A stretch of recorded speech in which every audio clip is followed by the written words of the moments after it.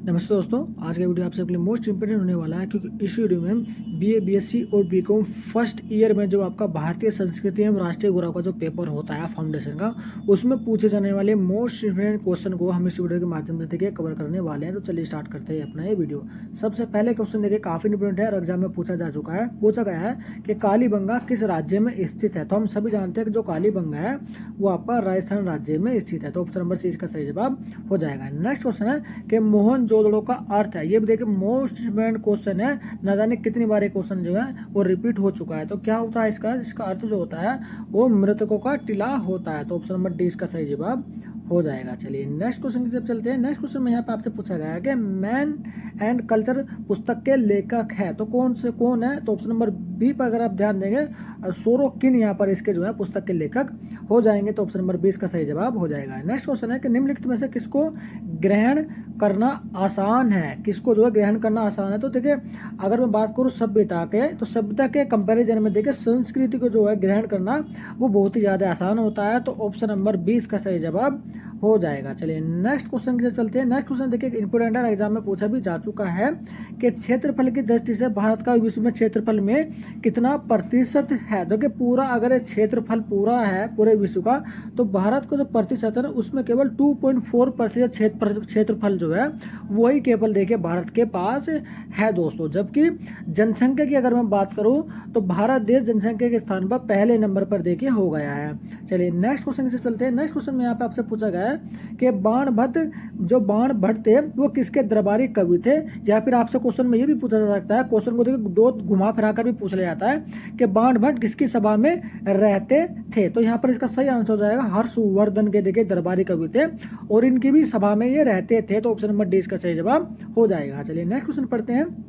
पूछा गया है कि पृथ्वीराज रासो के लेखक हैं तो कौन है इसके लेखक। आप सभी इसका देखिए आंसर जानते भी होंगे, तो ए ऑप्शन बिल्कुल सही हो जाएगा इसका आंसर चंद्रबरदाई। नेक्स्ट क्वेश्चन यहाँ पर आप पूछा गया है कि हर्षचरित किसने लिखा है। तो ये भी देखिए इंपोर्टेंट क्वेश्चन है। तो बाण ने देखिए लिखा था, बाणभट्ट ने हर्षचरित्र। चलिए नेक्स्ट क्वेश्चन चलते हैं दोस्तों। नेक्स्ट क्वेश्चन में यहाँ पे आपसे पूछा गया है, इंपोर्टेंट क्वेश्चन है देखिए कि मृच्छकटिकम के रचनाकार हैं तो कौन है। आप सभी देखिए इसका आंसर बखूबी जानते भी होंगे कि शूद्रक जो है वो आपका मृच्छकटिकम के लेखक है दोस्तों। चलिए नेक्स्ट क्वेश्चन पढ़ते हैं। पूछा गया है कि मनुष्य संस्कृति की प्रतिछाया है, यह कथन जो है किसका है। तो किस व्यक्ति ने देखिए ये कथन कहा है।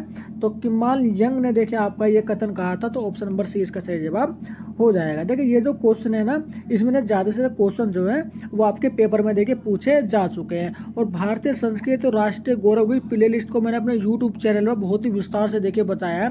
पूरे सिलेबस को मैंने देखिए कवर किया है और वो जो प्ले लिस्ट है अपने यूट्यूब चैनल एग्जाम रूम पर मैंने ऑलरेडी अपलोड की हुई है। आप उस प्ले लिस्ट को अगर आप देख लेते हैं तो इस वाले पेपर में आप मैक्सिमम नंबर से देखिए पास हो जाएंगे। और इन वीडियो के माध्यम से मैं जो है मोस्ट इंपोर्टेंट क्वेश्चन देखिए कवर करवाने वाला हूं। तो वीडियो को देखिए अपने लास्ट तक बहुत ही ज्यादा देखिए देखना है।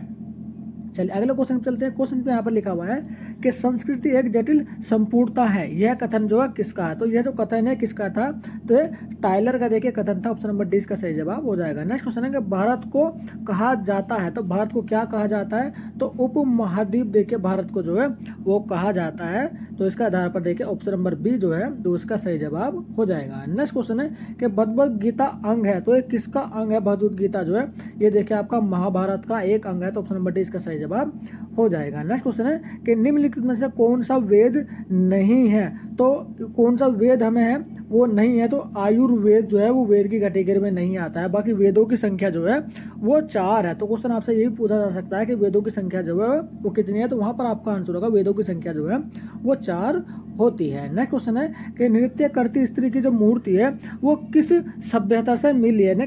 जब वहां पर खुदाई की जा रही थी तो कौन सी सभ्यता की जो मूर्ति है, नृत्य की जो मूर्ति है वो कौन सी सभ्यता से मिली थी। तो इसका आंसर हो जाएगा देखिए हड़प्पा सभ्यता की जब खुदाई की जा रही थी तो वहां पर जो है नृत्य करती मूर्ति की एक स्त्री की देखिए वहां पर मूर्ति मिली थी। नेक्स्ट क्वेश्चन है कि इंद्रप्रस्थ किसकी राजधानी थी। तो इंद्रप्रस्थ जो है वो कुरुओं की देखिए राजधानी थी। तो ऑप्शन नंबर सी जो है इसका करेक्ट आंसर हो जाएगा। चलिए नेक्स्ट क्वेश्चन से बोलते हैं। नेक्स्ट क्वेश्चन में आपसे पूछा गया है कि हिंदू धर्म की सबसे पुरानी किताब है।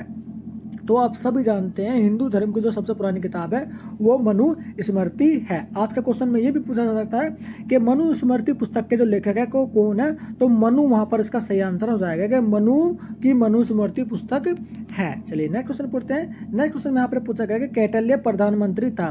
तो कौटिल्य यानी कि आपसे ये भी क्वेश्चन पूछा जा सकता है कि कौटिल्य का उपनाम क्या है। तो उपनाम भी देखिए मैं आपको बताऊंगा, उससे पहले जान लेते हैं कि कौटिल्य की जो आपकी पुस्तक के जो प्रधानमंत्री है चंद्रगुप्त मौर्य का, ठीक है। जो कौटिल्य तो प्रधानमंत्री था, चंद्रगुप्त मौर्य का था। तो इसका जो आंसर है वो ऑप्शन नंबर ए इसका सही जवाब हो जाएगा। चलिए नेक्स्ट क्वेश्चन पूछते हैं कि मुद्रा राक्षस किसके द्वारा लिखी गई है। जो मुद्रा राक्षस पुस्तक है वो किसके द्वारा लिखी गई, कौन है इसके लेखक, तो विशाख दत्त के द्वारा देखिए आपका मुद्रा राक्षस जो है वो लिखी गई थी। अब देखिए आप मैं बता था कि कौटिल्य जो पुस्तक है वो चाणक्य के द्वारा देखिए लिखी गई है, ठीक है।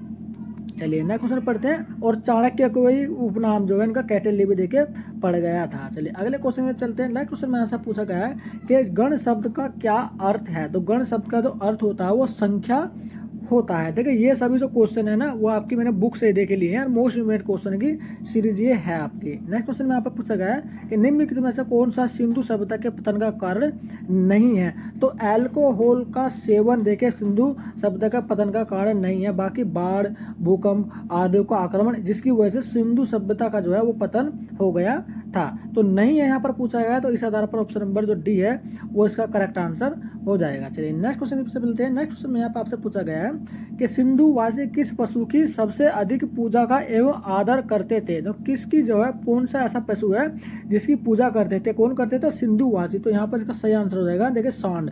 तो ऑप्शन नंबर सी इसका सही जवाब हो जाएगा। नेक्स्ट क्वेश्चन है कि कौटिल्य ने राज्य के कितने अंग माने हैं। कौटिल्य यानी कि आपका चाणक्य ने राज्य के कितने अंग माने, तो टोटल यहाँ पर देखिए 7 अंग जो है वो आपके माने हैं। चलिए नेक्स्ट क्वेश्चन से चलते हैं। नेक्स्ट क्वेश्चन में यहाँ पर आपसे पूछा गया है कि काशी महाजनपद की जो राजधानी थी वो कहाँ पर थी। तो यहाँ पर इसकी चंपा जो है उसकी काशी महाजनपद की जो राजधानी है वो चंपा है। चलिए नेक्स्ट क्वेश्चन पढ़ते हैं कि प्राचीन काल में अयोध्या किस महाजनपद का अंग था। प्राचीन काल में देखिए पूछा गया है तो कौशल का जो है वो आपका अंग था। नेक्स्ट क्वेश्चन यहाँ पर पूछा गया है कौटिल्य के अनुसार किसने सेना में भर्ती नहीं किया जाना चाहिए। तो किसको जो है सेना में भर्ती नहीं किया जाना चाहिए चाणक्य के अनुसार, कौटिल्य के अनुसार, तो आपका ब्राह्मणों को सेना में भर्ती नहीं किया जाना चाहिए। तो ऑप्शन नंबर ए इसका करेक्ट आंसर हो जाएगा दोस्तों। चलिए नेक्स्ट क्वेश्चन पढ़ते हैं। नेक्स्ट क्वेश्चन में यहाँ पर पूछा गया है कि हिंदू पॉलिटी के रचयिता, ये एक पुस्तक है हिंदू पॉलिटी, तो इसके रचयिता का नाम हमें बताना है। तो ये वाला ऑप्शन जो इसका करेक्ट हो जाएगा कि केपी जायसवाल जो है वो हिंदू पॉलिटी के पुस्तक के जो है रचयिता है। नेक्स्ट क्वेश्चन है कि सभा और समिति किस संस्कृति के दो संगठन है। सभा और समिति, तो सिंधु सभ्यता के जो संगठन थे आपके सभा और समिति। चलिए अगले क्वेश्चन की तरफ चलते हैं। नेक्स्ट क्वेश्चन में यहाँ पास पूछा गया था कि इंपॉर्टेंट क्वेश्चन है। फ्रेंड देखिए नेक्स्ट क्वेश्चन देखिए काफ़ी इंपॉर्टेंट क्वेश्चन एग्जाम में कई बार रिपीट भी हो चुका है कि रामायण के लेखक हैं। इसका आंसर तो बखूबी आप जानते होंगे, जो रामायण के जो लेखक हैं वो वाल्मीकि हैं। नेक्स्ट क्वेश्चन है कि आर्य लोग द्रविड़ों को किस नाम से पुकारते थे। तो दस्यु के नाम से देखिए आर्य लोग जो हैं वो द्रविड़ों को पुकारते थे। तो ऑप्शन नंबर 20 का करेक्ट आंसर हो जाएगा। नेक्स्ट क्वेश्चन में आप पे पूछा गया है कि चंद्रगुप्त द्वितीय के नवरत्नों में थे तो कौन थे। इन चारों में से उसका सही आंसर होगा ब्रह्म गुप्त जो है इसका सही आंसर होगा option number B. Next question है कि वर्ण का शाब्दिक अर्थ है। इंपॉर्टेंट क्वेश्चन है कि वर्ण का जो शाब्दिक अर्थ होता है वो आपका रंग होता है। तो ऑप्शन नंबर डी जो है उसका करेक्ट आंसर हो जाएगा फ्रेंड। चलिए नेक्स्ट क्वेश्चन पढ़ते हैं कि पुराणों की संख्या है। इंपॉर्टेंट क्वेश्चन एग्जाम में पूछा भी जा चुका है कि पुराणों की संख्या है वो कितनी है। तो पुराणों की संख्या जो है वो 18 होती है। नेक्स्ट क्वेश्चन है सभा और समिति वैदिक काल में थी तो ये क्या थी, ये हमें बताना है कि सामाजिक संगठन था सभा और समिति वैदिक काल के अंदर। नेक्स्ट क्वेश्चन है कि अर्थात लिखी गई है, जो अर्थात नामक पुस्तक है वो किसके द्वारा लिखी गई। तो कौटिल्य के द्वारा यानी कि चाणक्य के द्वारा जो है आपका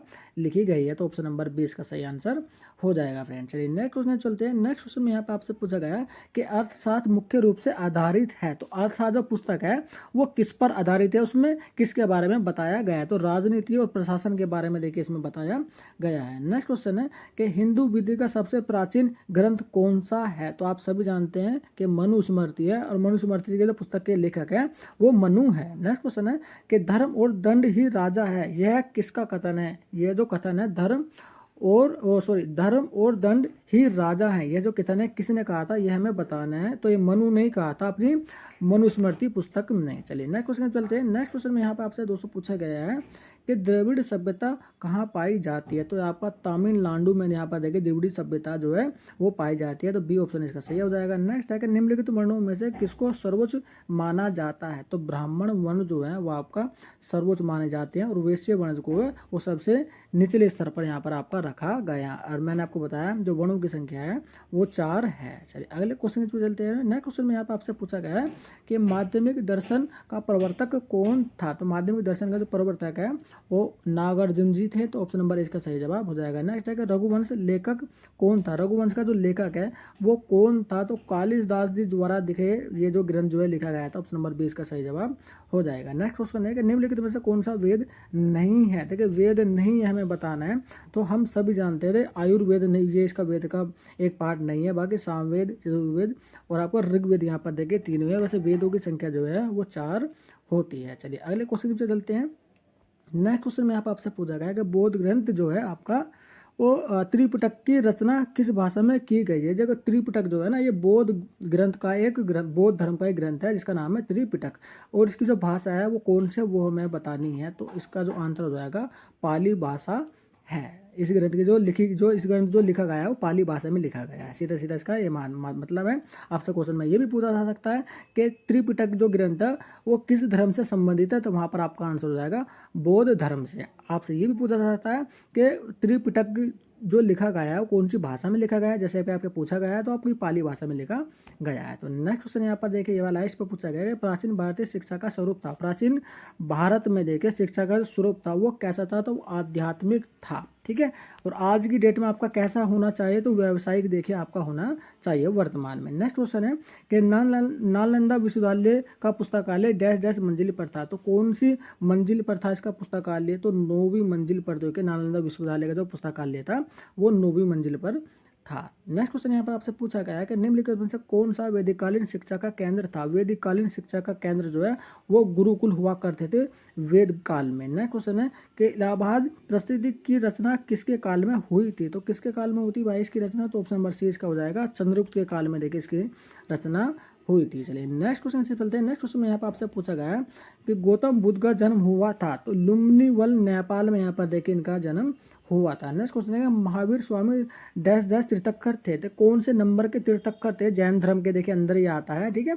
तो जैन धर्म में जो महावीर स्वामी का जो स्थान था तीर्थंकर था वो कौन सा था। तो 24वें तीर्थंकर थे दोस्तों। चलिए नेक्स्ट क्वेश्चन पढ़ते हैं। नेक्स्ट क्वेश्चन में यहाँ पे आपसे पूछा गया है कि प्राचीन भारत में हिमालय क्षेत्र का प्रशासन अधिकारी कहा जाता था। तो किस व्यक्ति को प्रशासन अधिकारी कहा जाता था। तो विराट को यहाँ पर देखिए कहा जाता था। ऑप्शन नंबर आपका ये वाला इसका सही आंसर हो जाएगा। नेक्स्ट क्वेश्चन है कि कैटलिन राजा के किस रूप का समर्थन किया है। तो किस रूप का समर्थन किया है कैटलिन राजा के यानी कि चाणक्य ने। तो आपका राजतंत्र इसका सही जवाब हो जाएगा आपका option number A. Next question है कि वैदिककालीन काल में जो राजनीतिक संगठन की सबसे छोटी इकाई थी वो कौन सी थी। राजनीतिक काल में जो संगठन की सबसे छोटी सबसे निचली इकाई थी तो वो कुल यहाँ पर देखिए कहा गया था उसकी इकाई को। तो ऑप्शन नंबर इसका सही जवाब हो जाएगा। नेक्स्ट क्वेश्चन है कि पाणिनि द्वारा वर्णित गणराज्य थे। तो कितने गणराज्य थे पाणिनि के द्वारा। तो 33 गणराज्य हुआ करते थे उस समय पर देखे। तो सी ऑप्शन इसका सही जवाब हो जाएगा। नेक्स्ट क्वेश्चन यहाँ पर आपसे पूछा गया है